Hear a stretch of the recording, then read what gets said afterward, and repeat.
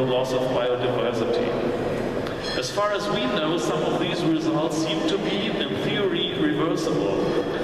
That's why the international community has decided to take action. All these actions are summarized under mitigation of greenhouse gas emissions. For example, do we have to change our way to producing and consuming energy?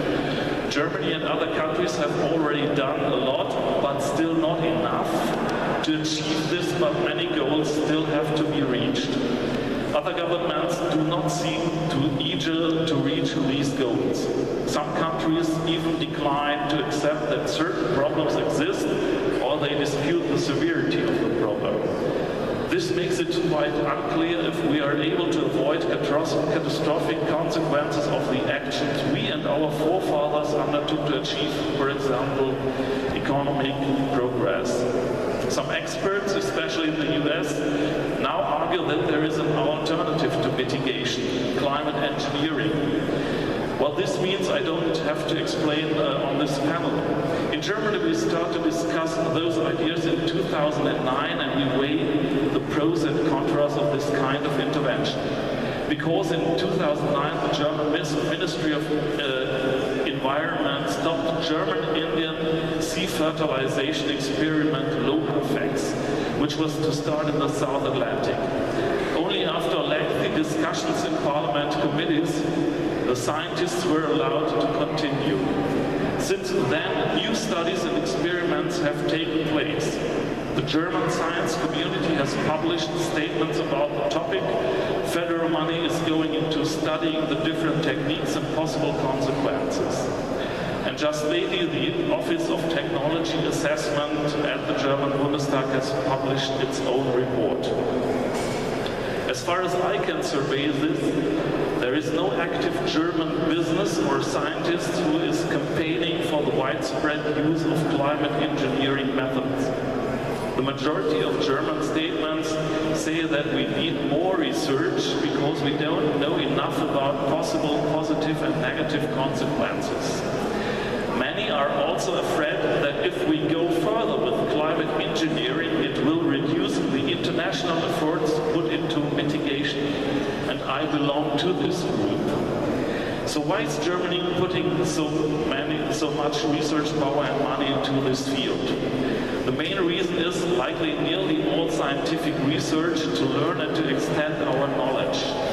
This might sound trivial, but as I am sure a lot of experts have already said during this conference, we just don't know enough about the climate and the possible consequences of the different climate engineering techniques. For example, LOHAFEX showed in the end that the hopes or positive assumption of sea fertilization were just too optimistic. In the same way, I hope that the scientific results help us to know more about the possible positive and negative consequences. Until now, the main scientific results support our pessimistic German to stand towards climate engineering. And with this scientific support, we hope to have a better stand in the ongoing international debates about climate engineering, which we can't and won't ignore. To come back to the beginning of my speech, we have already changed nature a lot in the past. Some of the climate engineering techniques now proposed have the potential to make even bigger changes. Seeing all the potential unwanted results, we should still not consider any use of climate engineering techniques or big field experiments in the near future. More research is needed, including how and under which governance conditions on an international level decisions about any use should be taken. But our main efforts to fight climate change should stay in mitigation. This is the only way to make up for our mistakes in the past and to reserve nature as we know it for our children. And perhaps in contrast to Germais, my job is to look the big picture, but to act for the living and the next generations. Thank you very much. Thank you.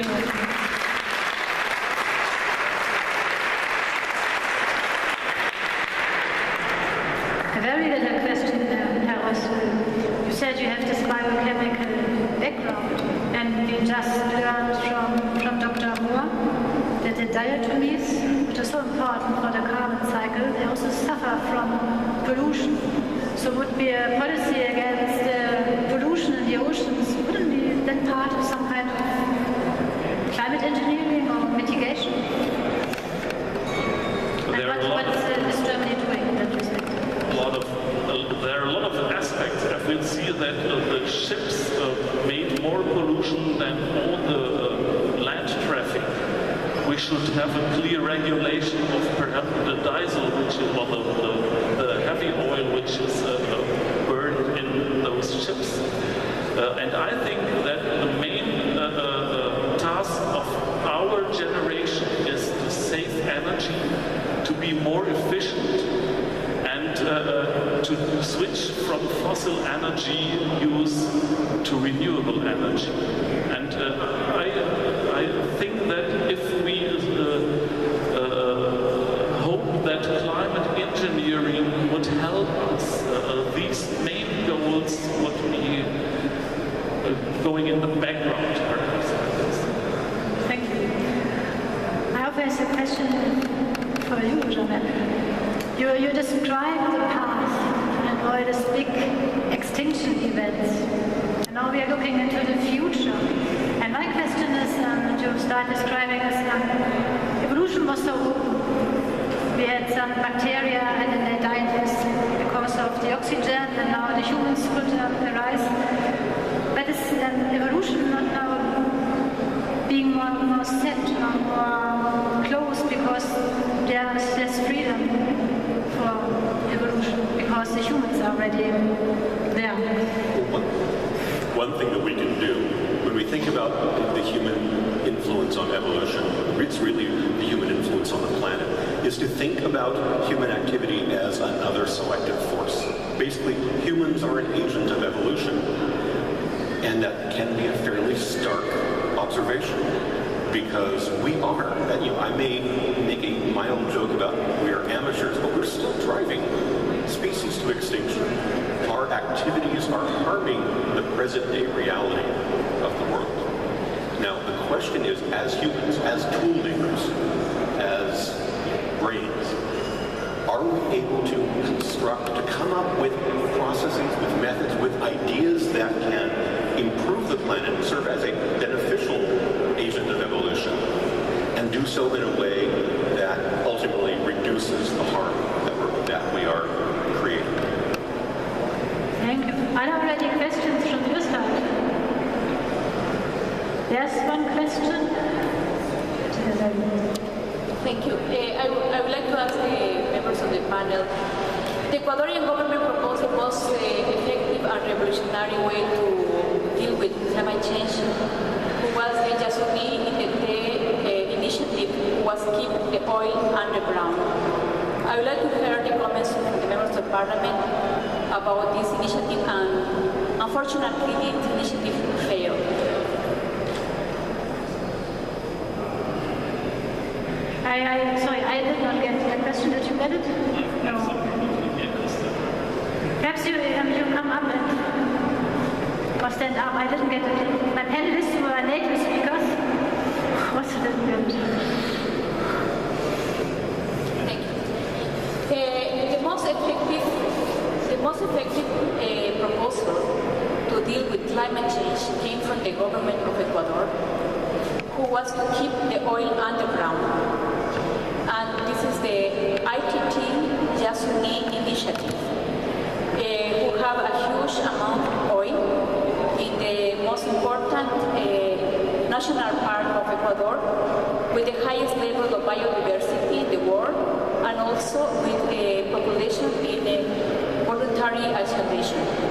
The proposal was to get some compensation to keep the oil underground for the money that the country, which is a poor country, wouldn't receive to export oil.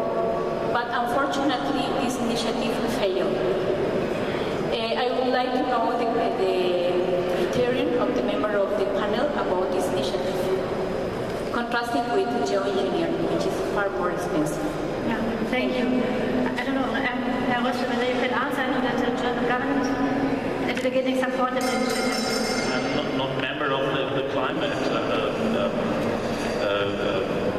considerations. No. But I think it's a good proposal. But how to realize it? We have in Germany, I can't say any details to this bit because I don't know the conference results. But we have a comparable discussion in Germany about fracking. I don't know if this is the right word in English. If we try to get the gas out of the soil, or if we say we won't do it, and we let these resources for the coming generations, and they should decide if they would use fracking to get the last resources, or if they don't. And I think it's the right way to hire the pressure to make the decisions in this generations and the changes in this generations. And it's possible to do it with all positively advantages to get a higher, better technology, to get more economic power by using renewable energy and to use the resource more efficiently. So I think it's a good proposal from Ecuador to let the oil in the soil, but I don't know why this proposal, or I can suppose why this proposal wouldn't be penned, but I think it's the right way, but very hard to realize. I'll give you just a very short comment. The big question that the question about Ecuador's oil reserves asks is how do we keep the amount of carbon in coal, oil, and natural gas below ground and the amounts required to limit atmospheric concentrations to a safe level. And what we need are two fundamental policies. We have to raise the price of carbon in every major economy in the world, and we have to invest sufficient money to produce cheap substitute technology as rapidly as possible. Without a major reduction in demand due to pricing or other mechanisms, it's very difficult to keep the reserves in the ground. Are there more questions? Elias from Germany, Genova. I have a question about from a perspective of philosophy that let's drop the concept of the geoengineering, think that modifying the climate and the earth. Do you think that this is one of the stage humanity sooner or later have to take to? Or let's take, for example, take an example for terraforming the other planets. And I think that humanity has much more ambitious to terraforming another planet than to modifying their own Earth. So if this is modifying the climate of the Earth is something for humanity has to take sooner or later. So what is the time, what's the correct time for the humanity to do that? For whom was the question addressed? I think it must address Katzka. We as a species are already modifying and manipulating the global climate. We're doing it in a very haphazard, broken, thoughtless fashion. There is, I think, a good argument that one of the steps that we will need to take if we are to remain a global technological civilization, hopefully a multi-planet civilization at some point, is to take responsibility for what we're doing. It doesn't mean to control the weather or control the climate. It's to control what we're doing, to understand the results of the actions that we're taking to be able to make wiser choices. I don't think that we can say, well, it's a stage we all have to go through. But if you think of it as gardening, that we have a responsibility to this global ecosystem, and we can't just forget that it's there.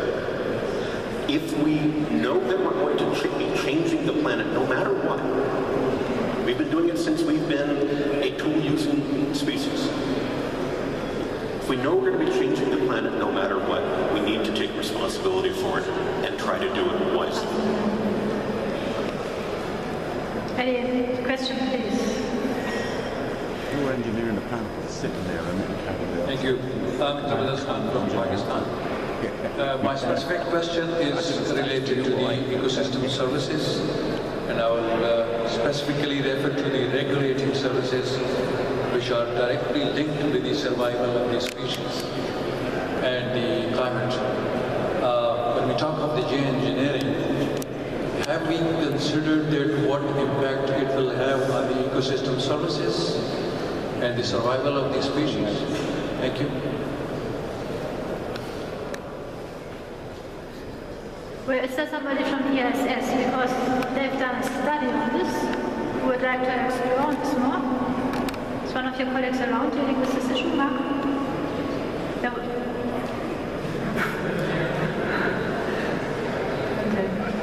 Offer a comment to expand, take your ecosystem services to talk a little bit more about natural capital and climate change and the Arctic, which I understand a little bit more than most other ecosystems or systems. But if you think about the ice sheets are very valuable.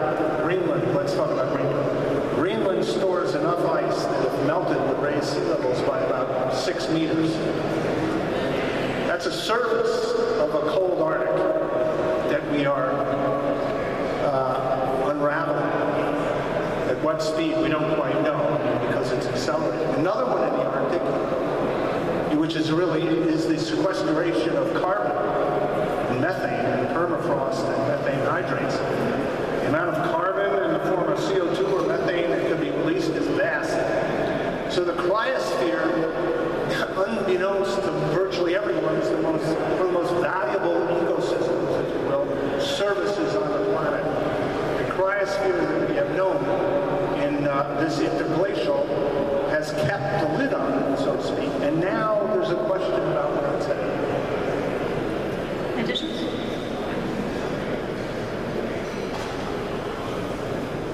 Thank you. Please stand up. I think we have difficulties. Okay. Let's see if speaking slowly helps.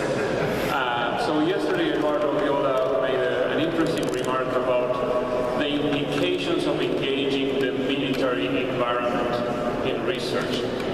So, Rafa, you mentioned the potential advantages of bringing DARPA and the defense establishment, if you want to research, to accelerate research in the US. I'm not sufficiently familiar with this institutional landscape. I know that some of the robust statements that emerged from previous events, like Asilomar, like the Oxford Principles, involve very clearly the transparency of research and public access and so on. So my question mostly to Jaime, although this is open to anyone who may comment, is what do you envision as the possible consequences of a rapidly growing research, but in the hands of entities like DARPA? What would that mean for the collective geopolitical reflections and actions with regards to the thought or the implementation of geoengineering? Thank you. My comment may have been, I may have not been precise enough. I think the form of research that we have now established in the U.S. in the Department of Energy, not the military, not the Pentagon, but it was modeled on DARPA in the sense of how DARPA made investments, high-risk investments to get results. It's a very untraditional form of R&D.